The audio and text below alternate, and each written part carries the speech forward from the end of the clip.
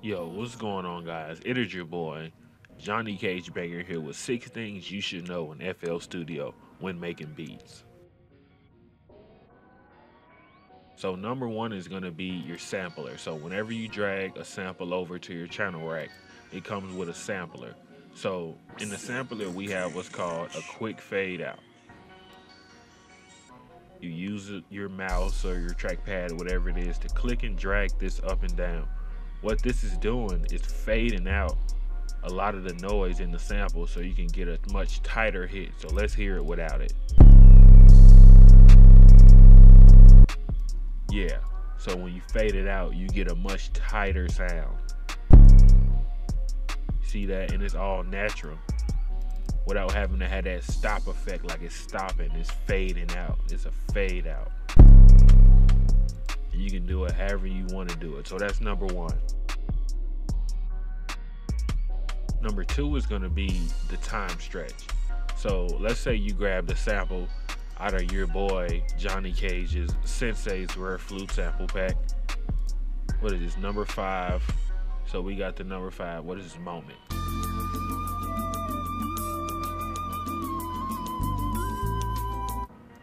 So you grab that and you come here to time stretch, and it's the same thing. When you click it, it gives you a whole sampler. So what you're able to do with the time stretch is manipulate the sample to whatever BPM you use in beats per millisecond or whatever it's called, beats per minute, whatever. So what you want to do is basically put that to 4 bars or 2 bars, whatever it is, just by right clicking it. And what that'll do is correspond the sample's BPM with FL Studio's BPM. Not with the fucking 808.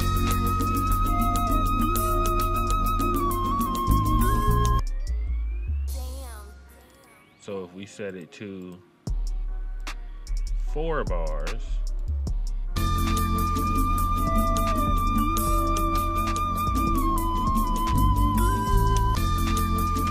now it's going, it fucked up the first time.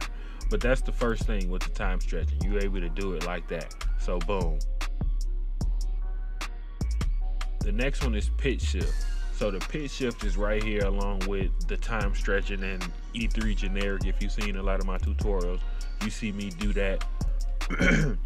So real time and what's this, elastic, special, whatever it is, blah, blah, blah, blah. Go look at the manual for that stuff. E3 generic gives it the regular sound without any change, without anything going on as far as the natural sound from when you drag it out of the drum kit or whatever. So let's say I want the pitch at 200. It's gonna you'll still be able to find the fucking key, because it's still gonna change the sample. It's not like anything electronic, it's just changing the sample, so you'll still be able to get all the information you need.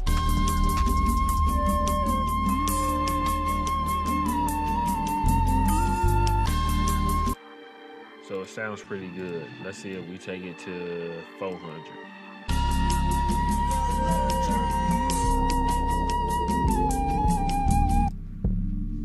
So that's that. So what we're gonna be talking about next is also in the sampler. So click, this works for hi-hats, kicks, snares, whatever it is that you want. Because what you're doing is you shifting it, and it's a fine shift. So let's see, it's called fine time shift. You can see that on my top left. It shows it right here. So fine time shift. What this is doing is it's just barely, without you having to do it manually, it's just barely moving these up, but it's not bringing it a whole bar or a whole note or whatever. It's just basically giving it a fine tune.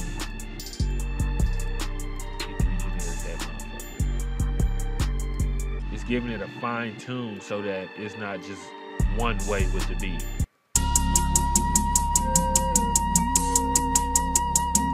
Instead of it hitting so you can have it just hitting every single time, like exactly where it is. Or you can put some flavor on it.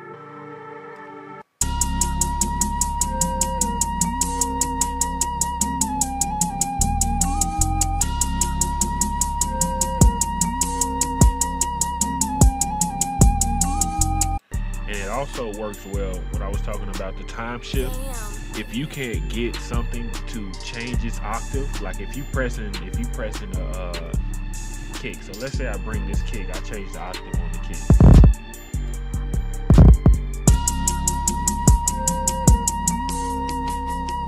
It's not changing this octave. So once I right click none, E3 generic, and you do that to all of these, so you're not affecting the sample in any way.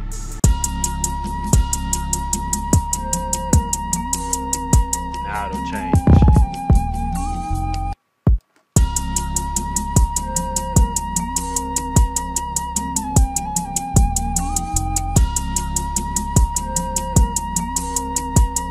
You see what I'm saying? So that's easy. Now we're going to be talking about all of the keyboard shortcuts, or to be more specific, the Control-Alt shortcuts and the Control-Alt-Z, Control-Alt-A, everything like that. So let's say we had a sample or a drum pattern or whatever, and we needed it to connect. We needed to essentially drag all of these like this. You make beats, you know what I'm talking about. And let's say we fuck up and we start making a beat and we forget, we don't know where we fucked up at. Control Z will get rid, not Control S, that's another thing. Control Z will get rid of just the last thing you did, not everything. Control Z will delete it and bring it back. To delete all of that, Control Alt Z. Boom, and that brings everything back. So let's say you good with that now, you want to hurry up, Control S. That'll save it. Save it as blah, blah, blah, blah. Press save and then boom, you good. Quick shortcut. And then with the kicks, like I was saying, dragging it like this and having to keep dragging it and dragging it. Only thing you have to do, Control L. Boom, that'll drag. I don't know why it doesn't do the last one, so just drag the last one. But Control L brings them all together without you having to manually click and drag, Control L, and then Control Alt Z whenever you want to redo it. Boom. Control A will select the whole pattern. So say I have it like this. Control A, and it'll highlight everything for me, so I'm able to manipulate it. And that doesn't matter where I put it. So if I just want it like this, Control A again, and it will select all of that for me, and I'm able to move it, and I'm able to have this be a loop point. So instead of you having to do this and try to find it and make sure that you're not going over or whatever it is, just Control A, boom, and it'll select it. And I'm pretty sure that works on the playlist too. So let's see that. Yep, works on the playlist also. So easy shortcut, easy life, you know what I'm saying? And then the final one is like how you see Johnny Cage start, how I put that there. Only thing you have to do for that, right click, rename color icon, and then just change it to whatever you want, whatever color you want. And then you can change this also. So how I just did that, you come right here to icon, change the name, whatever, type it in, click the color you want, and change the icon to whatever this is. Look like a long ass bed, but it's not. Press enter, and now you have it. And those are 6 tips, man. They can really help you. They can make or break a beat as far as having the inspiration to do it. I'm glad I was able to bring this stuff to you guys. Even though a lot of us that's been making beats for a long time, we may be like, oh, bro, I already knew that. Well, this is for the people that didn't know that. Maybe some stuff you already knew. Maybe you learned some new stuff. If you learned something new, drop a like. Drop something in the comments. Let me know. I always appreciate reading you guys' comments and talking to y'all. If you want your fucking ass whooped in Call of Duty or Rainbow Six or whatever, not 2K. I don't know how to play 2K like that. But if you want your ass handed to you in a first-person shooter on the PS4, my PSN is in the description. All my social media. Follow me on Twitter. Follow me on Instagram. All that's in the description. You already know I fuck with y'all heavy. I'm not no fucking celebrity, no goofy shit like that. I just be chilling with y'all, man. Follow me on social media. I follow you guys back. Your boy Johnny Cage Bangers. More videos coming.